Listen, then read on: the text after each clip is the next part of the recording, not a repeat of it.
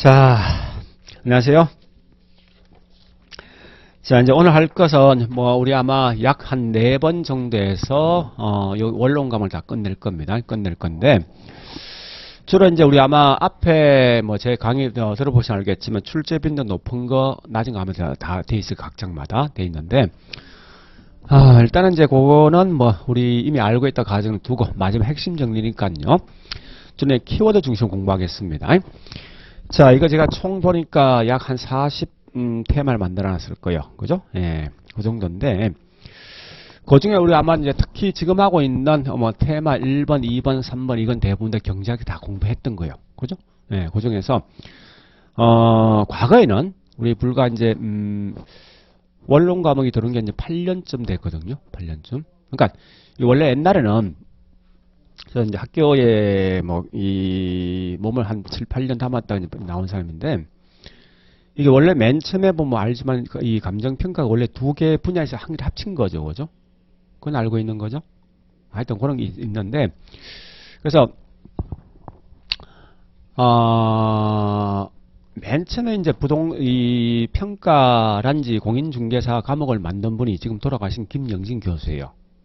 그분 일본에서 이제 하면서 오셔가지고 85년도에 이제 만든 거예요, 과목을. 그래서 근데 가장 큰 이제 잘한 거는 우리 그런 자격증을 만들어준 게 가장 잘한 거고 가장 못한 건 이번 전공이 행정학이 자기 전공이었어요. 그래서 일본에 단지 부동산을 이 논문을 쓰다가 이제 책을 가져온 거예요. 그러니까 자기 정확히 이 내용을 숙지하지 못하고 그냥 이제 가져오다 보니까 실수가 꽤 많은데 그 중에 가장 큰 실수가 뭔가 하면 감정평가에서 우리 부동산 아닙니까? 그죠? 근데 부동산 원론 과목이 없었던 거예요, 그때. 없고 8년 전부터 도입된 거예요, 사실 이렇게. 그래서 자, 어쨌든 중요한 거는 그러다 보니까 4년 전까지만 해도 지금 하고 있는 경제편이 있죠. 이건 경제학이 대부분 시험 나오다 보니까 거의 시험 안 냈다는 거예요. 다만 우리 지금 하고 있는 경제편은 크게 4개 절이 있어요. 첫 번째 이제 수요 공급이 있을 것이고, 그다음 두 번째 있는 균형 시장이 있을 것이고, 세 번째 탄력성이 있거든요. 그다음 네 번째 테마가 경기 변동이죠. 근데 지금 하고 있는 경기 변동은 일반 경기 변동이 아니라 부동산 경기 변동이잖아요. 그죠? 그런 것 때문에 우리 경제편에서 주로 시험 나면 거의 다 부동산 경기만 시험 냈단 말이에요. 그걸 갖다가. 그다가 책을 보니까 탄력성까지 내다가 작년인가 수요 공급에서 시험 문제 하나 나왔습니다. 그리고 그런 현상이다 보니까 어쨌든 지금 공부한다면 테마 1번, 2번보다 더 중요한 게 테마 3번, 4번이 중요합니다. 그러니까 탄력성이라든지 그다음 뒤에 있는 경기 변동이 중요합니다. 특히 우리 아마 2차 가면 경기 변동 중에 켈리 모형이 있죠. 그죠? 이게 되게 중요해요. 근데 제가 봐서 그런 것 같습니다. 켈리 모형 중요하냐? 이거 완전 개소리입니다. 근데 그나마 이걸 가지고 부동산 시장이란지 일반 경기 변동에 대한 설명을 할 수 있더라 이겁니다. 그래서 웃기는 건 저도 이제 보자 한 20년 전에 이제 이쪽에 부동산 공부를 하면서 했는데 제가 박사학위 받을 때까지는 켈리 모형이 없었습니다. 없다가 보니까 어설프게 이제 다른 데서 논문을 가져오면서 그걸 하고 있더라고 보니까 있는데 물론 이제 이거는 대부분 다 켈리 모형 거의 다 이제 저기 도시계획 등등에서 많이 공부했어 사실은 했던 걸 이제 이렇게 끌고 온 거는 사실은. 그래서 아마 거기 중요한 건 우리 테마 1번, 2번, 3번, 4번 중에 꼭 할 건 3번 탄력성 꼭 계산 문제입니다. 뭐가 나오냐? 탄력성 갖고 하는 거 있죠. 가격 탄력성이란지 그다음 또 저기 뭐 있습니까? 소득 탄력성. 요건 시험 나왔지만 아직까지 교차 탄력성 값을 구하는 건 안 나왔어요. 물론 이건 우리 경제에서 했던 거죠. 그죠? 예. 그건 꼭 하시고 그 다음에 이제 경기 변동 항상 생각할 뭘 생각하는 거면 우리 분명히 부동산 경기죠. 그건 누가 비교해야 됩니까? 일반 경기 변동 것으로 비교하셔야 됩니다. 고래 가시면서 가끔 가다 보면 거미집 모형이 가끔 시험 나오더라고. 거미집 모형 딴 거 없지 않습니까? 결국은 이게 수렴이냐 발산이 묻는 거 아닙니까? 그죠? 그래서 결국 이제 수요가 탄력이냐 공급이 탄력에 따라서 결국은 달라지겠죠. 그죠? 그래서 그걸 가지고 뭐 있습니까? 기울기 가지고 거기 있는 거미집 모형을 통해서 이 판단하는 방식이 보통 시험 나오거든요. 네, 그런 거 보시면 될 거예요. 자, 일단 우리 이 테마 1번, 2번, 3번, 4번 가보겠습니다. 자, 일단 가장 중요한 건 수요 공급은 이건 시험 나봐야 거의 나올 게 없습니다. 다만 이와 같은 거 있죠. 우리 요거 있죠. 주어진 조건이 가격이냐, 가격 이익이냐에 따라서 곡선상 또는 곡선 자체, 즉 수요 또는 공급량에 대한 묻는 거 있죠. 그죠? 그래서 항상 얘는 답이 이거 아닙니까? 가격이 있냐 없냐가 중요한 거 아니에요. 이거죠. 그래서 가격이 있으면 곡선상 이동 또는 수요 또는 공급 양이고, 그 반대로 뭐 있습니까? 가격이 없을 땐 수요, 곡선 자체에 들어가서 수요 또는 공급의 변화 되겠죠. 그래서 이렇게 묻는 거 아닙니까? 그죠? 주어진 조건이 가격이면 항상 보니까 얘는 양 또는 상이 들어올 것이고, 반대로 뭐 있습니까? 이와 같이 가격 이외에 들어왔을 때 분명히 수요 또는 공급의 변화 또는 곡선 자체의 변화죠. 그런 거 기억하시고요. 그 다음에 문제는 이거예요. 가로 2번 같은 건 되게 잘 알고 있는 건데 오히려 사람들이 굉장히 많이 틀리더라고요. 실수하다 보니까. 자, 일단 이런 거죠. 우리 전에 보니까 교차 탄력성 값은 교차를 먼저 알죠. 그죠? 서로 다른 두 개 있는 지화가 있을 때 한 개 지화의 어떤 가격 때문에 다른 지화 어떤 양에 영향 주는 건데, 이때 우리 교차 탄력성이 플러스인 건 대치지 아닙니까? 그죠? 마이너스인 건 보완제인데 왜 그러냐? 항상 조건을 보니까 가격이란 조건을 주었을 때 결국은 대체적인 건 같은 방향 간다. 그죠? 수요도 증가될 것이고, 그 다음 가격 올라갑니다. 반대로 보완제란 건 마이너스죠. 교차 탄력성에서. 그래서 항상 조건이 가격이 주어지면 무조건 반대 방향 간다 생각하시면 될 거예요. 그래서 가격이 하락했을 때, 저기 있는 당해지와 수요는 증가 또는 가격이 올라갈 겁니다. 근데 조심할 건 요 두 개.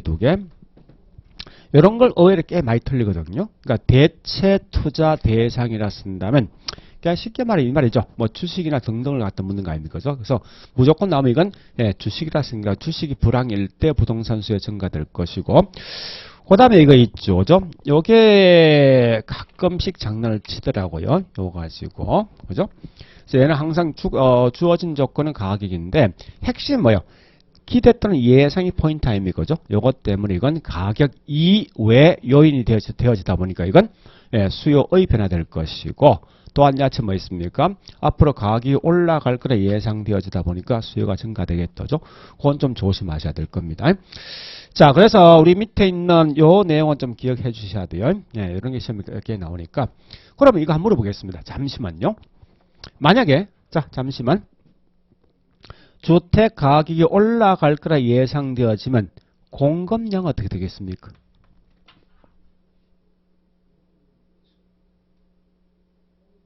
이 보는 시각이 되게 중요합니다.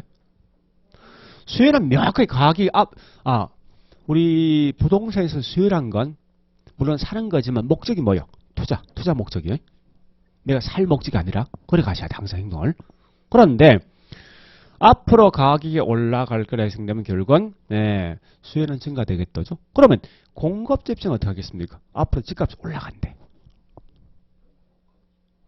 누구 입장 봐야 됩니까? 집을 짓는 건축업자 입장입니까? 집을 갖고 있는 소유자 입장입니까? 이걸 구분하셔야 돼. 물론 이 둘 다 이의제기 받습니다. 근데 혹시나 가끔 이건 또라이들이 가끔 시험 내거든. 내다 보니까 이건 무조건 집을 갖고 있는 사람 입장이야. 그러면 앞으로 집값이 계속 올라갔는데 집 내놓겠습니까? 그죠? 공급은 감소해요. 이건 좀 반대로 생각하셔야 돼. 안 되면 그냥 수요 반대가 공급이니까 그래 움직이시라고. 그래서 그것만큼 좀 조심해서 움직이시면 될 거예요. 자, 그 다음에 뭐 이건 알고 있는 거죠. 우리 보통 이제 어떤 변수는 보니까 수요 공급 둘 다 영향 주겠지만 특히 수요에게만 영향 주는 변수가 있을 것이고, 그 반대 뭐 공급에만 영향 주는 변수가 있다죠. 그래서 소득이나 인구 등은 수요 변수고, 그 반대 뭐 있습니까? 공급 관련돼 있는 생산비, 임금이란지, 그 다음에 생산비 등은 공급 변수죠. 그럼 소득과 임금은 다른 거죠, 개념이? 그죠? 그래서 이런 형태로 시험 낼 수 있을 거 아니에요. 이와 같은 요인이 수요에 영향 준다 쓰면 무조건 뭐 있으면 그 반대 공급에 영향 주는 변수가 있냐 없냐 찾아가야 될 거 아니에요. 보니까 여기 있는 우리가 알고 있는 임금, 이건 공급 변수죠. 그런 걸 좀 기억하시라는 거예요. 그 다음에 자, 가로 4번은 요거는 이런 겁니다. 공급 곡선 크게 두 개 있죠. 물리적 공급 반대 경제 공급. 물리 공급 관련돼 있는 근거가 뭐냐? 부정성이에요. 그 다음에 경제 공급 관련돼 있는 근거가 뭐냐? 용도 다양성입니다. 요건 기억하시고 따라서 이때 뭐 있습니까? 부동산 공급 부족 문제 해결은 공급량을 늘려주면 끝날 건데 어쨌든 물리적 공급은 절대 증가되지 않을 거네요. 그죠? 그래서 물리적 공급만은 해결할 수 없다. 다만 경제 공급만이 해결할 수 있다고 보시면 돼요. 하나 더요.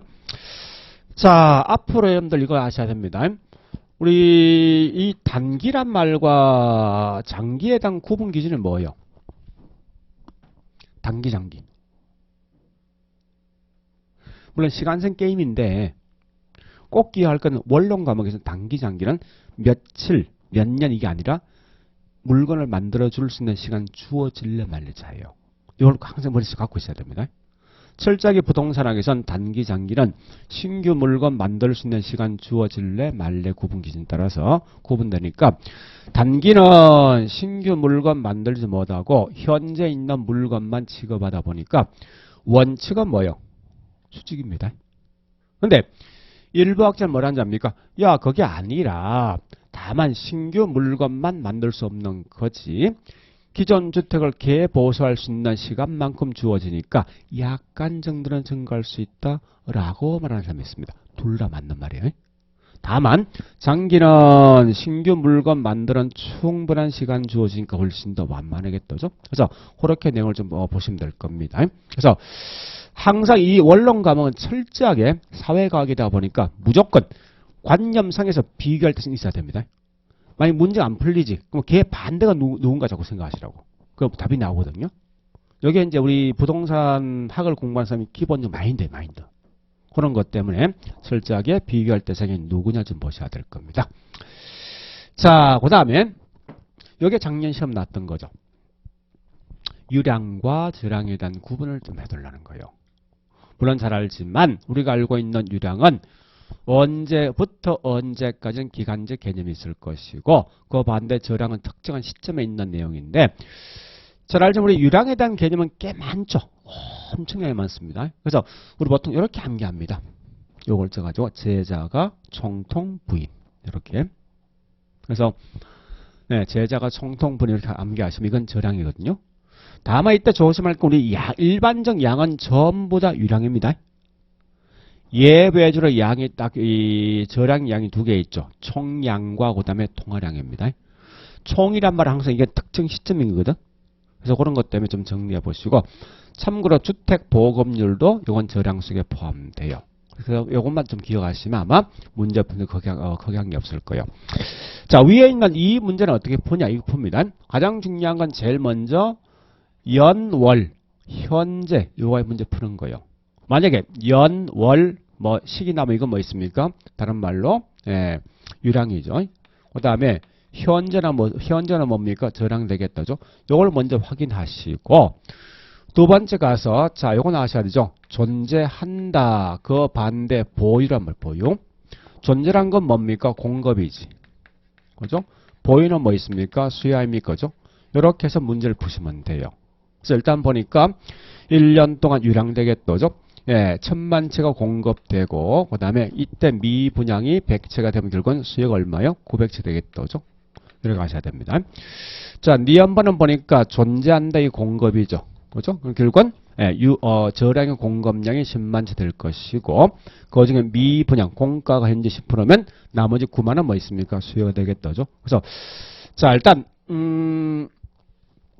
원래 우리 주로 감정평가에서는 이게 시험에 안 나오는 일반인 관련인데 작년에 이 문제 나왔다는 거예요. 그럼 결국은 보통 출제위원들은요 한 2년 정도 연속할 수 있거든.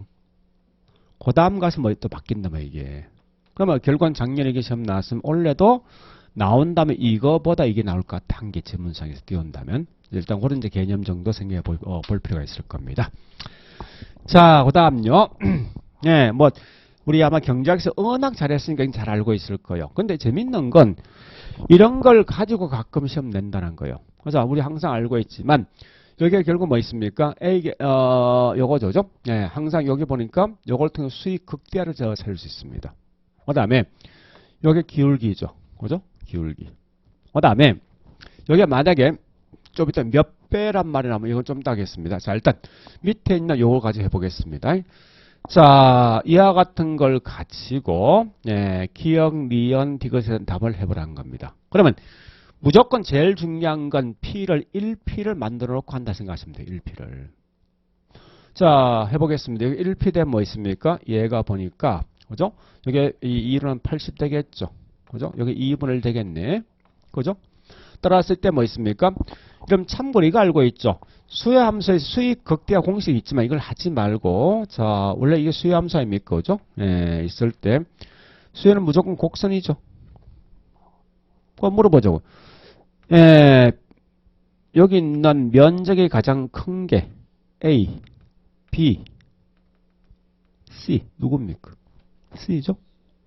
그럼 결국은 여기 있는 가격의 반 있죠? 2분의 1 되는 값일 때 가장 극대화 된단 말이에요. 이게. 그렇잖아요. 그러면 아까 설명했듯이 결국은 이 말 아닙니까? 여기 있는 얘가 0이죠. 양이. 그죠?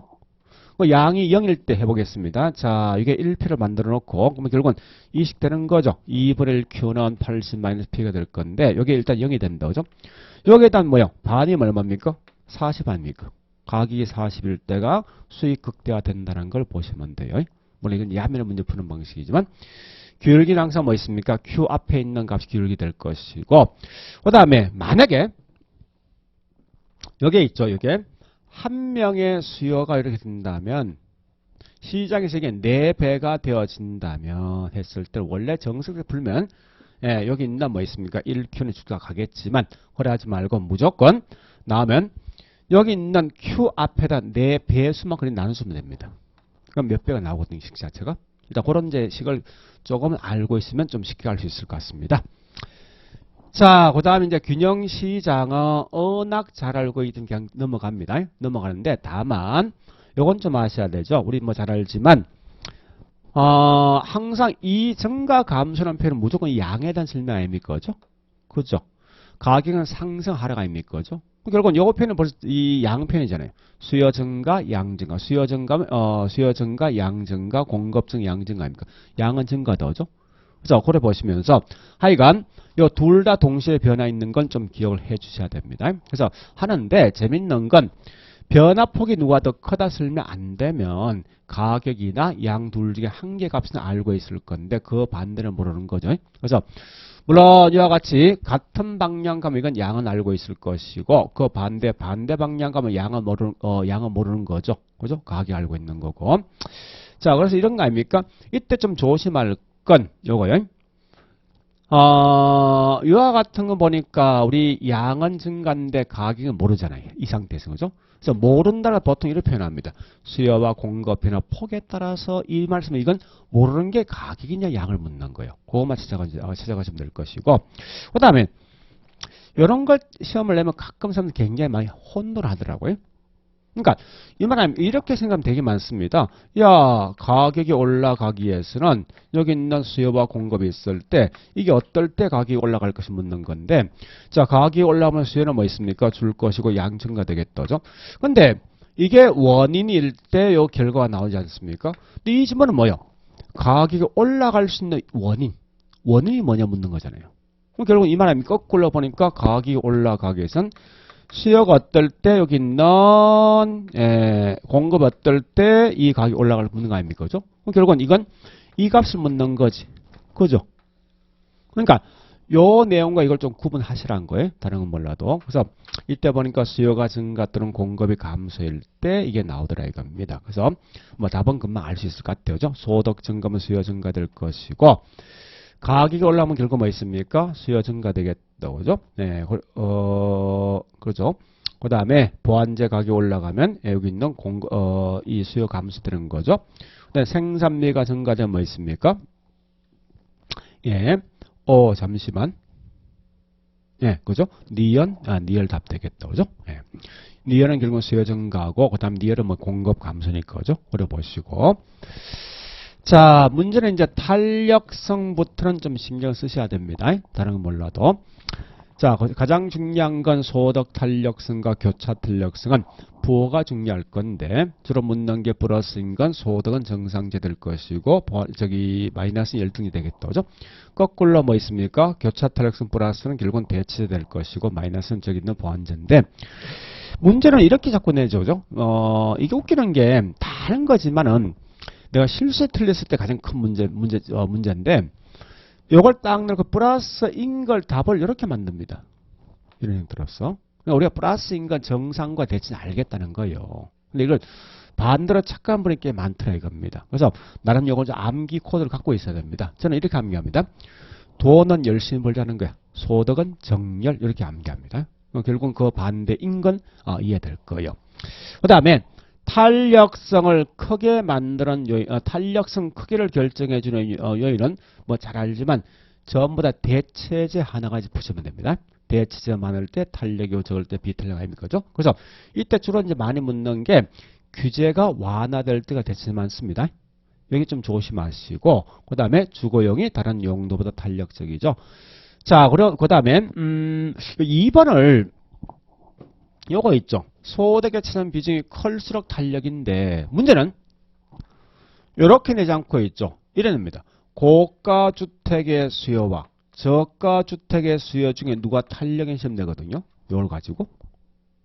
그래서 이렇게 는 물론 이해는 잘 하시겠지만 잠시 탁 이래 놓으면 좀 헷갈리거든요. 그래서 무조건 이렇게 생각하시면 돼요. 수요 측면에서 비싼 게 탄력이야. 그래 가시면 쉽게 볼 수 있습니다. 그래서 그렇게 문제를 좀 측정해 보시고 판단해 보시고 그 다음에 시간 관련된 말은 앞으로 특별한 말 쓰지 않고 시간은 전부 다 일반적 개념은 요겁니다. 관찰기간, 측정하는 시간이다 보니까 단기, 우리 아까 설명해주죠. 단기와 장기 차이는 신규 물건 만들 수 있는 시간 주어질래 말래 차이인데 이때 단기는 비탄력 될 것이고 장기는 탄력 아닙니까? 그죠?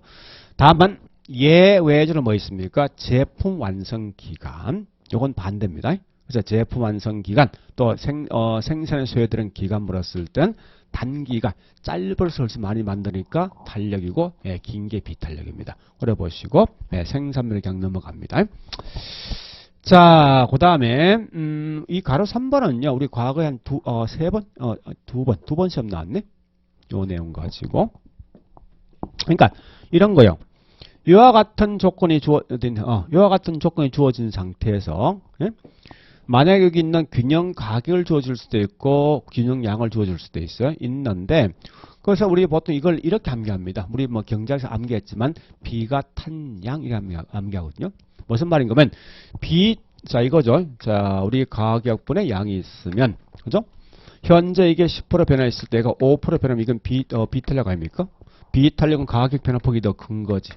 거꾸로 뭐 있습니까? 얘가 10% 변화했을 때 이게 20% 정도 변화했으면 이건 탄력이죠. 탄력은 양 변화 더 크다는 거예요. 그죠? 그래서 항상 B가 탄 양이라는 말 뜻이 뭔가 하면 비탄력일 땐 가격 변화폭이 더 크고 반대로 탄력일 땐 양의 변화폭이 더 크다 이거 묻는 겁니다. 그래서 그래 보시고요. 그래서 우리 여기 2번처럼 있죠. 이런 시험 나오면요. 여러분 항상 공부할 때 이렇게 하셔야 됩니다. 이건 수요 공급이 중요한 건 아니에요. 무조건. 여기 있는 이걸적 분명히 중요하단 말이에요. 그래서 또 두 번째 이럴 때 가격이 증가 감소 또는 뭐 저기 있는 양이 증가 감소 묻는 게 아니라 더 크냐 적냐 장난치게 되어 있습니다. 그래서 요 비탄력 나왔을 때 뒤에 보니까 조건이 가격 나 있는 거죠. 비가니까 가격은 더 크게 변한다고 보시면 돼요. 그래 보시고 또 우리 1번처럼 뭐 있습니까? 극단적인 값이 있다 그죠? 있을 때 완전 비탄력은 수직이니까 결국은 양이 불변될 것이고 완전 탄력은 결국은 수평이 되어지니까 가격이 불변이죠. 저희와 같은 우리 예제가 났을 때 얘도 중요한 건 불변이 누구냐이 중요한 거지 뒷말은 의미가 없습니다. 그래서 현재 보니까 완전 비탄력은 수직이 되어지다 보니까 이게 양이 불변이죠. 그렇게 문제 보시면 돼요. 그 다음에 밑에 가로 4번도 이거 묻는 거죠. 우리 탄력과 비탄력일 때 저기 있는 총 수입이 증가 또는 감소 묻는 거 아닙니까? 그죠? 이럴 때 보니까 이것도 이렇게 암기하거든요. 비상탄내 암기하는데 이 말은 무슨 말이에요? 비탄력적일 때 수입이 총 수입이 증가되기 위해서는 가격이 올라간다는 거예요. 그다음 탄력일 때 뭐 있습니까? 가격을 내리면 수입이 증가되겠죠. 그러나 이거 아셔야 됩니다. 단위 탄력일 때, 그죠? 단위 탄력일 때는 가격의 변화와 관계없이 무조건 양은 항상 뭐 있습니까? 수입은 뭐합니까? 수입은 무조건 불변이죠. 단위 탄력은. 요 정도까지 좀 내용을 좀 정리를 해 주셔야 돼요. 자, 그래 보시고요. 자, 그 다음에 이제 우리 5번은 탄력성 값을 구하는 거 아닙니까? 그죠? 그래서 우리 과거에 보니까 계산 문제가 탄력성 값을 구하는 게 크게 4번 시험 나왔거든요. 나오면 제일 먼저 보니까 이 식을 통해서 먼저 뭐부터 합니까? 요걸 통해서 가격과 균형을 먼저 구한 상태에서. 두 번째 뭡니까? 이제 만약에 수요 가격 탄력성분하면 수요에다 미분하면 되겠죠. 공급 가격 탄력성분하면 P에다 미분하면 될 것이고죠. 자, 일단 여기서 제가 수요 이 가격 탄력성 해보겠습니다. 자, 여기 미분해 보니까 여기 값이 얼마예요? 2더죠. 마이너스가 될 것이고, 그 다음에 항상 뒤에 뭐듭니까? 양분의 가격을 이렇게 나눠주는 거죠. 하면 결국 이 값이 나오게 돼 있어요. 또 반대로 공급 탄력성도 이와 같은 걸 미분해보면 요거 뭐 있습니까? 얘를 해보면 3분의 4가 되겠죠. 에다가 그 다음 뭐 합니까? 양분의 가격을 나눠주면 아마 이 값이 나오게 돼 있을 겁니다. 그래서 이렇게 나오는 게 우리 과거에 3번 나왔거든요. 한 번은 수요의 가격 탄력성 묻는 것, 한 번은 뭐 있습니까? 각각의 탄력성 값을 구한 상태 요 두 개 합이 얼마 될 것이 시험 나왔습니다. 그 다음에 마지막 3번째 뭐는지 압니까? 우리 소득 탄력성이 나왔거든요. 그래서 방식은 똑같으니까 하여튼 이 탄력성 값을 구하는 건 좀 기억하셔야 돼요. 다른 걸 몰라도. 그래서 특히 지금 하고 있는 탄력성은 대부분 다 시험 내는 게 과거에 보니까 앞에 탄력성 전체에 있는 이 크기란지 그 다음에 지금 하고 있는 계산 문제 이게 거의 매년 나온다 생각하셔야 됩니다. 자, 그래 보시고요. 그 다음에 이제 테마 4번 경기 변동 가보겠습니다. 자, 경기 변동은 항상 생각할 게 일반 경기 변동과 서로 비교하시는데 이 중에 가장 중요한 게 누군지 압니까? 이게 제일 중요합니다. 대부분 여기서 그 답이 납니다. 자, 일단 가보겠습니다. 첫 번째 부동산 경기는 지역적이면서 개별적이고 순환 국면 뚜렷하는 분명치 않다고 하죠. 또 주기는 더 길 것이고 큰 거죠. 보시고 자, 그 다음에 가로 2번 이런 제목도 가끔 나옵니다. 부동산 경기 순환 국면 이외에 다른 형태의 경기 변동이 있다. 특히 뭘 묻냐? 요거 묻습니다. 좋다. 어떠한 예가 어디 속에 포함될 시험 됩니다. 내는데 원래 우리 크게 4개 있죠. 첫 번째 보니까 무작위 랜덤 불규칙적 경기 변동이 있을 것이고 계절적 경기 변동 그 다음 순환적 경기 변동 한 개 더 있죠. 뭐가 있습니까? 추세 또는 뭐 있습니까? 장기적 경기 변동 이렇게 있습니다. 자, 그런데요. 잠시만. 이건 주로 시험 내면요. 요 두 개를 보통 시험 내게 돼 있어요. 왜냐하면 이 장기라 추세란 건 거의 없습니다. 장기란 추세는 굳이 예를 들면 딱 한 군데 있습니다. 어디 있는가 하면 일본은 잃어버린 30년이지. 중국은 20년 계속 좋아진 거지.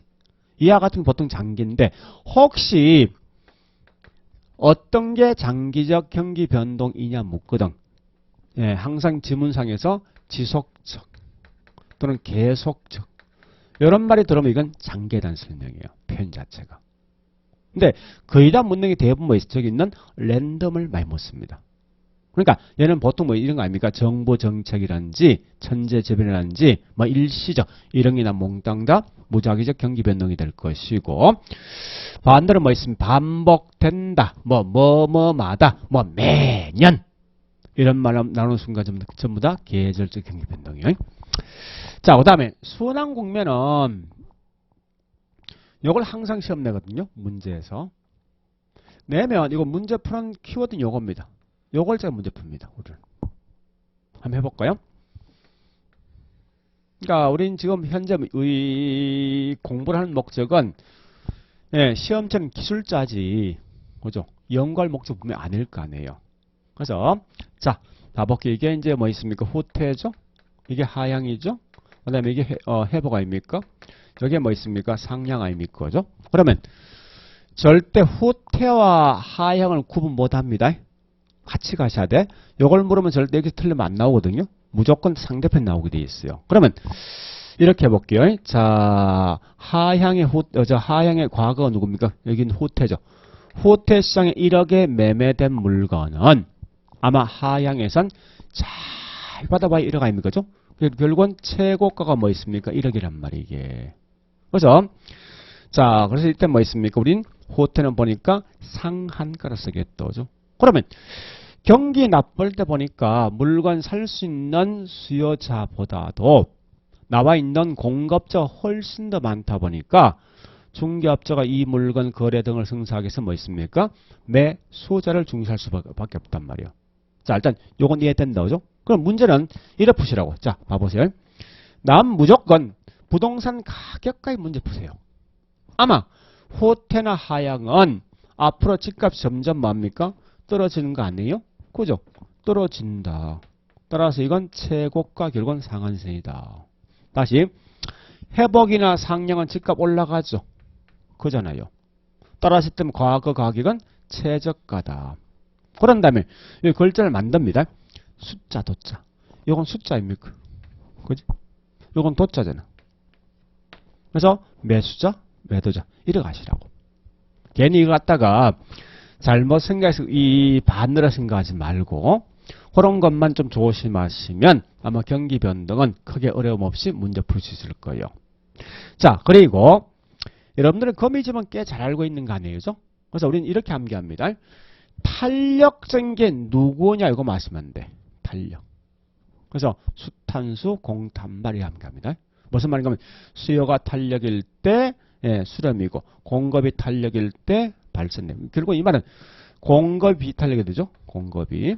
그잖아요. 그러니까 중요한 거 우리 탄력적인 것은 탄력성 값이 1보다 큰 게 탄력될 것이고 반대로 기울기는 이런 기울기와 탄력성 역수조죠. 역수니까 기울기 값이 상대적으로 낮은 게 탄력입니다. 그래서 우리 항상 암기할 때 보통 수탄수, 공탄발 이렇게 암기한답니다. 한번 걸어보시면 이 내용을 쉽게 알 수 있을 겁니다. 자, 그 다음에 이제 우리 지금 감정평가사에서 원론 과목이 원래 총 8회 8번 나왔죠. 8회차 나왔습니다. 8회 시험 쳤는데 그 중에서 켈리머 이게 4번 나왔습니다. 그래서 이 켈리머형은 정확히 하셔야 돼요. 왜냐하면 그럼 2차 가면 감정평가 1호 있죠. 그래서 이 켈리가 가끔 시험 나오죠. 그래서 이건 꼭 좀 잘 기억하시는데, 그죠? 그래서 첫 번째 우리 아마 이런 거 물을 거예요. 대부분 물으면 각각 있는 분면에 있는 요 제목이 있죠. 요걸 결정하셔야 돼. 그죠? 요걸. 웃기는 건 이 글자 대신 다른 글자 보통 시험 내거든요. 그걸 좀 조심하시고. 그리고 논리하셔야 됩니다. 자, 한번 가볼게요. 우리 1사분 요건 뭐요? 요거 아닙니까? 자, 한번 가보겠습니다. 원래는 그럼 참고로 좀 천천히 가볼게. 뭐 시간 좀 있으니까. 요 1사부분 보면은 모형이 단기 모형, 장기 모형. 여기 단기 모형이야. 그럼 단기란 건 공급이 항상 어떻게 되어 있습니까? 그지? 그러니까 철저히 단기, 장기 무조건 생각할 때 공급이에요. 그래서 공급이 고정되어 있는 거지. 그죠? 이럴 때 여기 있는 요게 수요 아닙니까? 자, 따라서 이때 보니까 이게 가격인데, 이거, 임료인데, 이때 수요가 많아지고 적어짐에 따라서 여기 있는 월세가 결정되겠죠. 그죠? 고려 가시고. 그러니까, 여기 포인트 이겁니다. 무조건 공급이 단기이다 보니까 수직 곡선이니까 이때 수요에 따라 결국은 임료가 달라진다. 들어가야 돼요. 좀 깊게 들어간다면. 그 다음에, 자, 요 2, 4분면은 궁극적 목적이 뭘 파악할 목적이에요? 가격 구할 목적이지. 그죠? 이러면 참고로 요 2, 4분면의 가격이란 거 우리 감정평가 선방식에서 뭘 써야 됩니까? 수익환원법이지. 그죠? 우리가 알고 있는 수익환원법은 다시 다시 순수익에 따라 수익하는 법 측정 기준이 달라지겠죠. 그죠?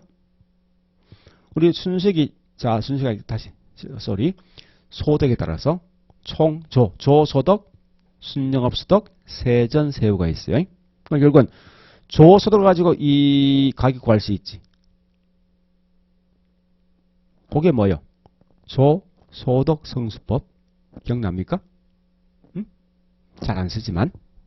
그 다음에 순영업소득까지 이 가격 구할 수 있지. 그 방식이 뭐요? 전통적 소득접근법과 자녀 환원법.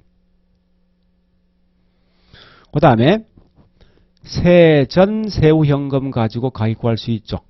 그죠? 세전 가격 구하는 방식이 뭐요? 엘로더 방식. 세후 가격 쓰는 방식이 DCF. 돼요? 논리 갖고 있어야 돼. 자, 다시 할게. 원래 이제 소득은 크게 두 개 있어요. 그러니까 순영업 소득을 쓰는, 물론 할인 현금 수지 분석은 기본 전제가 뭐 있습니까? 할인 현금 수지 분석 기본 전제가 일정 기간 지불을 가지고 있던 나중에 처분할 거 아니에요. 그런 존재가 있거든요. 그러다 보니까 가장 큰 단점의 할인 현금 수지 분석은 장래에 나오는 수익도 어렵지만은 처분 시각이 산출 어렵거든요. 그런 것 때문에 우리 할인 현금 수지 분석할 때 보니까 순수익을 순영업을 쓸 수도 있어. 세전 현금 쓸 수도 있어. 세후 현금 세후 현금 수익 쓸 수 있는 거죠. 그죠? 자, 그런데 그건 뒤에 갈게요. 어쨌든 그러니까 전통적 소득 접근법과 그것이 직접 하는 법입니다. 법하고 그다음에 저기 있는 할인 현금 수익 분석의 가장 큰 차이가 뭐예요? 기본 전제에 대한 차이입니다. 자, 이걸 그냥 암기하면 돼. 그냥 좀 생각하고 가셔야 돼. 들어볼게요. 전통적 소득 접근법 이런 겁니다. 우리나라 옛날 1960년대, 70년대 집을 살 때 보니까 그 당시는 옛날 집 살 때 기본 전제가 내가 평생 가지고 있다는 개념입니까? 일정 기간 후에 처분하는 개념이에요. 옛날에는. 그지? 그러면 얘는 결국은 이 경제적 내용 연수가 계속 갖고 있는 거예요. 그러다 보니까 두 번째 뭐 있는가 하면 그러니까 부동산 가치의 변화에 영향 안 준다는 거예요, 이게. 두 번째 뭐 있는가 하면은 집 살 때 옛날은 내 돈만 주고 샀단 말이야, 내 돈만. 은행 돈 안 빌렸단 말이야. 그럼 부채라는 개념 없지. 그 부채라는 개념 없는 게 뭐냐? 순영업소득이야. 그래서 그런데 이 엘로더란 미국에 있는 보험회사에 있는 직원, 대출계 담당이야. 얘가 보니까 얘가 80년대 사람이죠. 보니까 지금은 그렇지 않더래. 집 살다 보니까 한 몇 년 후에 집을 처분한대. 은행 돈 빌려 하더라 이거야. 투자 목적이 들어간다는 거야. 그래서 가장 큰 게 뭔가 하면은 크게 세 개를 구분하셔야 돼. 보유기간, 전통은 매용연수까지. 그 다음에 엘로더던 저기 뭐 있으면 할인 현금 수익 분석은 일정 기간 보유. 두 번째, 저당 조건 고려 안 한다. 전통. 직접 하는 법. 엘로더 방식은 고려한다. 세 번째, 자산 가치 고려할래. 전통은 안 한다. 엘로더 한다. 이렇게 가야 돼요. 그렇게 이제 쪼개내면 좀 쉬워지는. 자, 지금 여기 있는 요건 뭔가 하면 전통적 기법에. 그럼 결국은 우리 수익하는 법의 이 공식이 뭐예요? 요거지. 그죠? 요 I란 게 할인율 또는 환원율. 그러니까 조심할 건, 자, 다시. 전통적 소득 접근법은 요걸 갖다가 환원율 쓸 것이고, 그 다음에 할인 현금 수익 분석은 할인율이야. 그냥 같이. 자, 어쨌든, 이거 보세요. 자, 요걸 통해 이제 이 임료 나왔을 거 아니에요. 그러니까 중요한 건, 여기 있는 이 기울기가 급경사일 수도 있고 완만해질 수 있겠지. 뭐에 따라서? 환원율에 따라서. 이 환원율은 우리가 알고 있는 공식이 꽤 많죠. 그죠? 환원율 구해주는 방식이 뭐가 있습니까? 이런 거 있죠. 시조 투엘브 같은 거. 그 중에 뭐 있습니까? 우리 조성법 있잖아. 조성법, 요소 구성법. 얘는 공식이 뭐예요? 요것이 아닙니까? 무위험에다 뭐 들어갑니까? 그지? 그러면, 이렇게 가셔야 돼. 뭐라는 제가 여기서 한 목적입니다. 요 환원율에 영향 주는 건 위험이 크면 이 값이 올라가겠지. 당연한 거 아닙니까? 그러니까 이 값에 영향 줄 수 있는 모든 게 다 영향 준다는 거야. 자, 다시 할게. 다시 보세요. 네, 이사부면 이 건물 가격을 구하는 건데 요때 뭐 있습니까? 가격에 영향 주는 건 임료도 영향 주겠지만 환원율 영향 줄 거 아니에요. 그럼 결국 임료 고정되어 있으면 여기 환원율 따라서 달라지겠죠. 그죠? 그래서 환원율 따라서 기울기가 달라지는 이걸 기억하시는 거예요. 그 다음에 환원율이 영향 주는 모든 걸 다 영향 줍니다. 위험도 금리도 다 영향 준다는 거예요. 자, 그래 가시고 3, 4분면 갑니다. 자, 봐보세요. 이 말 아닙니까? 그러면 3, 4분면 결국 공급 건설량을 결정해 주는 건 뭐와 뭐 관계입니까? 주택 가격과 집을 짓는 생산비 차이지. 그잖아요. 만약에 건축비보다 집값이 더 크면 양이 증가될 것이고, 그죠? 거꾸로 뭐 있습니까? 여기 있는 건축비가 더 크면 양이 줄겠지. 이걸 기억하셔야 돼. 그러면서 자, 여기 하나 보셔야 돼. 뭘 보시는가 하면 다른 건 전부 다 0점을 다 통과하는데 얘는 0점을 통과하지 않고 일정 원리 그림 이거죠. 이렇게 됩니다. 이렇게. 그죠? 요만큼 지나서 이 선이 연결된다는 거예요. 그럼 중요한 건 여기서 뭐 있습니까? 우리 건축비가 중요한 거 아니에요. 비용이 두 개 있지. 고정비용과 무슨 비용이요? 가변비용. 그러니까 이게 가변비용이란 말이에요. 이게. 그건 요거 아시 0점에서 조금 떨어진 점의 선이 결정된 건 요만큼의 고정비용이 존재한다는 거예요. 됐죠? 딱 두 개 보셔야 돼. 항상 신규 건설량은 주택 가격과 생산비 차이다. 우리 원가법이 뭐 제조원가 씁니다. 요 C를 보통 이제 원가 또는 정확하면 제조원가예요.